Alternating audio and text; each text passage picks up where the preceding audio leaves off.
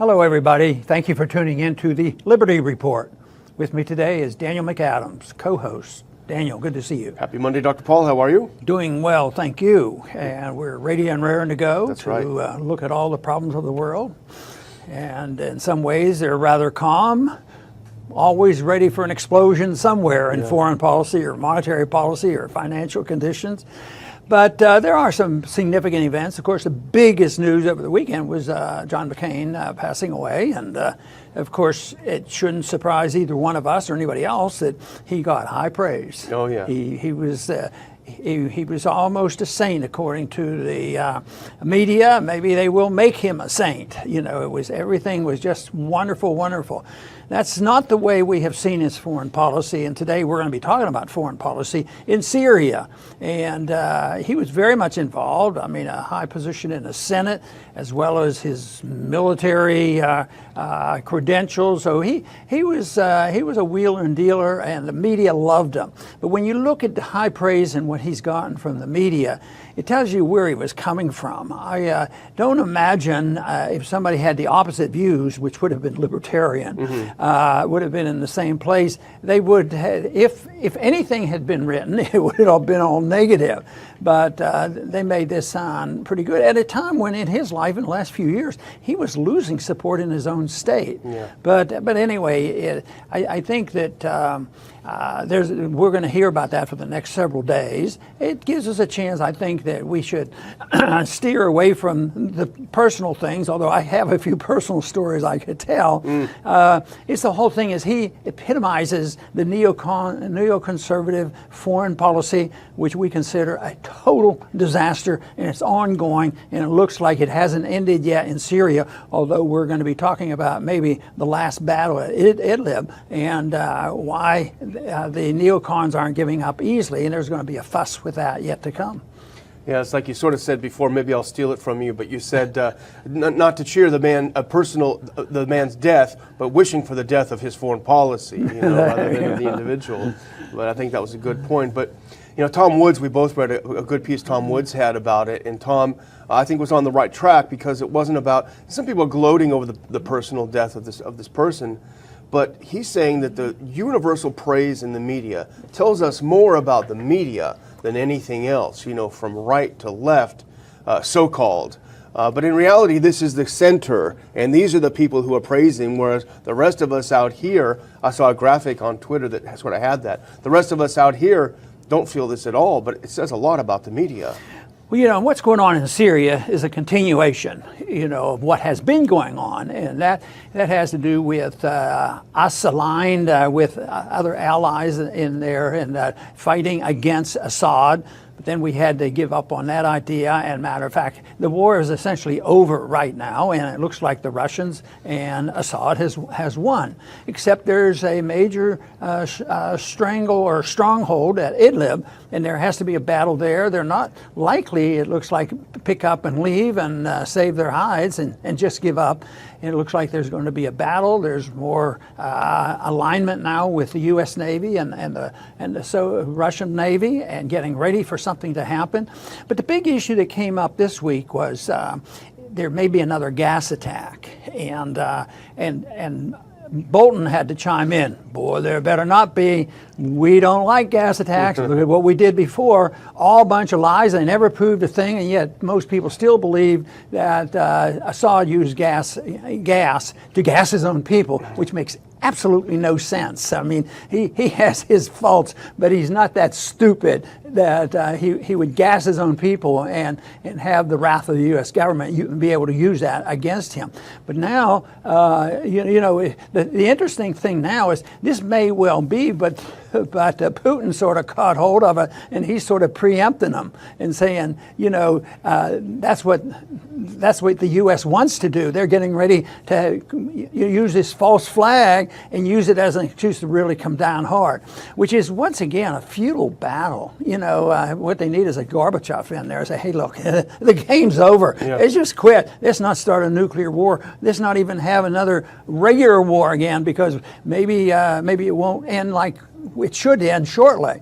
But I think this is a big issue, and I think there's the military is really getting prepared in case something happens, which doesn't make any sense. And also, along with this, we see a charge made by the British that those Russian vessels are in the English Channel. It looks like we're going to be attacked. What are we going to do? You know, that sort of thing. Just to chime in, it seems like they're obsessed with keeping the war drums beating. Of course, they don't want war. They want peace with strength. But they're beating war drums, and one of these days is going to get a lot worse than it is right now.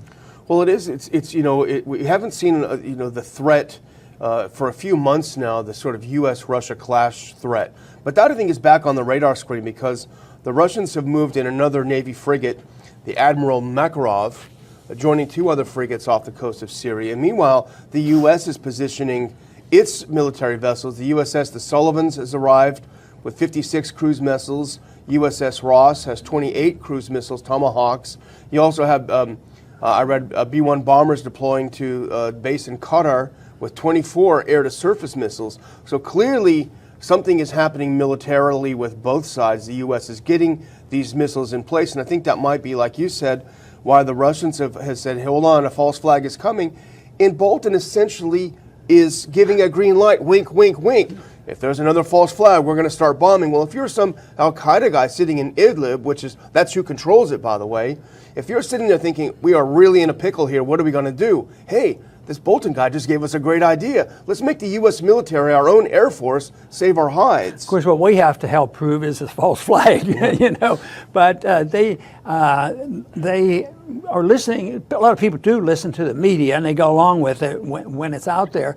But after these many, many years, and the trend is away from trusting the government, which is a very beneficial trend, because the government is the media, and they incessantly tell lies. If nothing else, I mean, Trump certainly has his problems, because I can't figure out his foreign policy, but at least he has made people alert to the fact that why just buy in to the media, and saying this is ABC and this is true, and most people brush it off. But I think they brush it off and they sort of become apathetic rather than saying, hey, we have to dispel this. We have to find out what the truth is. And so far, most Americans have been able to get away with that, just apathy and ignoring it. And it doesn't look like anybody's going to invade our country, so they're going to let it alone. But it still reemphasizes the part how powerful the media is, and that people are now getting leery of the media, and they shouldn't believe them when they come up with another incident where Assad's poisoning his own people. The absurdity of that. But I think this is, again, and this has been incremental because I've mentioned it several times over the last year, is they're getting more desperate and more desperate. And this might be the last hurrah. But you just mentioned the amount of weaponry that's lining up. It doesn't look like they're just going to walk away. I don't think there's going to be a Kennedy-Khrushchev alignment and then just walk away from the danger. Colonel Pat Lang, who we spoke at one of your lunches back in the old days, and we still follow his work. I think he's very insightful. But he has a good piece up, I think today or yesterday, where he's talking about Bolton and Pompeo and the neocons kind of running with this on their own. They're not letting this die. They're not letting their dream of regime change in Syria die. And so this Bolton statement is sort of a reflection of the neocons. Colonel Lang is wondering where Mattis is on this. Where some of the generals, the Joint Chiefs are on this, which side they're on. But it is interesting to look at how they, of course, they never give up. They always have something more to do. One of the things just before we started the show I noticed on Twitter is that apparently the Syrian air defenses were put on the highest alert, and they're concerned about potential U.S. strike on Damascus. So, this is sort of breaking news. We'll see what happens. Well, we talk about the media, and the media is pumping up the legacy of John McCain. They are not talking about this issue, the danger of this and what may be precipitated. But they also had something very high on the agenda over the weekend, too. 2 individuals were murdered by a crazy guy that committed suicide. Yeah. And, of course, was in Jacksonville Landing and had to do with video games or who knows what. Very, very serious thing. It's a horrible thing, and there's more of those than we need. But if you put it into perspective, which deserves the most attention by the American people, that or our participation in 2 events in the past week to 10 days in Yemen? Yeah. With our missiles and our bombs and our allies, in one episode, 54 individuals were killed by the bombs that we provide, 44 of them being children. And then just a couple days ago, there were 26 more, mostly children, being killed. And we don't talk about it very often. There was one time when it was so outrageously high, the number of people who died in the inner cities in Chicago not too long ago. Now, these are serious problems. Yeah. But the emphasis, of course, is on the 2 people who were murdered in the bad situation, and then what happened there. We need more gun control, more gun control, more gun control. So that's part of it. But the first thing is you mean you guys don't even care about these 2 people that got killed? Yeah, we do. We'd like to prevent it from happening, but we also wouldn't mind living in a country that doesn't have a policy, a neocon policy that has been around way too long, and us being participants in this war in Yemen. And there's a big fight. They're trying to defund that war, and the legislative shenanigans are preventing that from staying in the bill. Yeah. Besides, even if you get it in, from my memory of Iran-Contra, they don't listen to it anyway.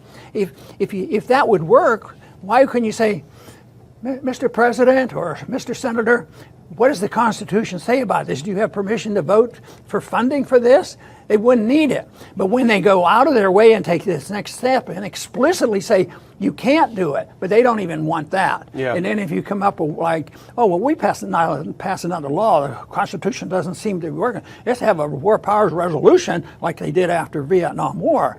Well, nobody, that didn't do any good. It was written so it would enhance war. So it's attitude and character. It probably is much more important than what's written on the paper, because if you had good attitude and character, you probably wouldn't need to have a whole lot of things written on paper. But if you have good things like our Constitution written, but you have people who have no character whatsoever, then they allow the neocons to take over and permit all these wars, and the control of the message is what we're getting today, and that's a bit frustrating. The sick thing, you're talking about Yemen and these 2 attacks within about the last week. You're talking about over 100 people killed, mostly children. That's more than even was claimed were killed in the so-called chemical attack, the last one in April. So here we're participating in attacks against civilians that are orders of magnitude worse than that which we bombed others for. So someone might say we should bomb ourselves from doing this. But, the Russians did come out over the weekend, and I think they're trying to preempt if there is a false flag being prepared. The Russians claim that a group of militants trained by the UK mercenary company called Olive are being trained to go into Idlib and put on a false flag. Interestingly enough, the founder of the White Helmets used to work for Olive. That's kind of an interesting thing about it. Now, Olive denies any involvement in this at all, and maybe they're right.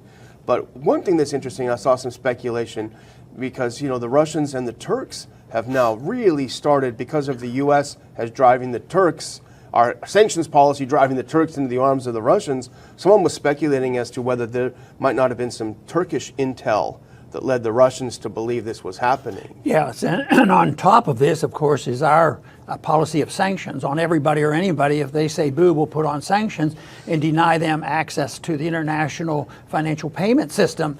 And every day you hear more and more about an alternative system. And with the technology available, I used to believe, and in a way I still believe this, that it's going to take a while for the dollar to be completely dethroned, because we're still very rich and very powerful, and people are so dependent. But with technology and with anger, maybe it wouldn't be that tough for Russia and India and China and Iran to get together and start buying and selling in another currency or in their own currency, which has already started, but percentage-wise, it's probably still small compared to the financial,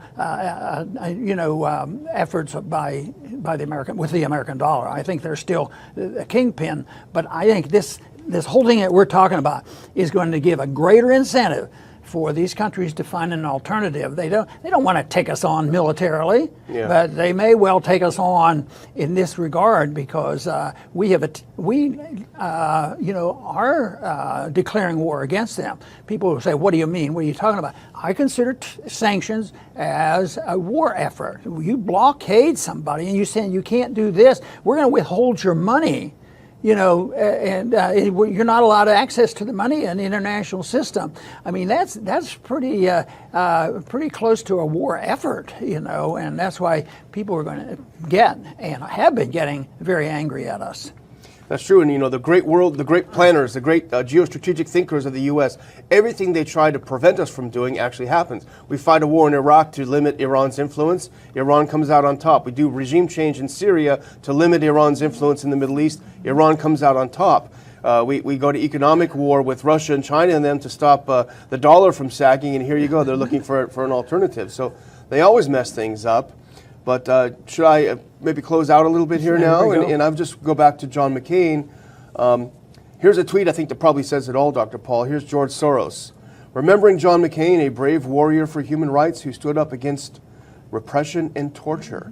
The only thing that I would finally remind our viewers, and I haven't seen a lot of it, is let's not forget John McCain's role in the International Republican Institute. Many, many years he was the head of that organization. That is a part of the National Endowment for Democracy, which specializes in regime change overseas, in meddling to subvert democratic elections, all of the things that we accuse others of doing to our election.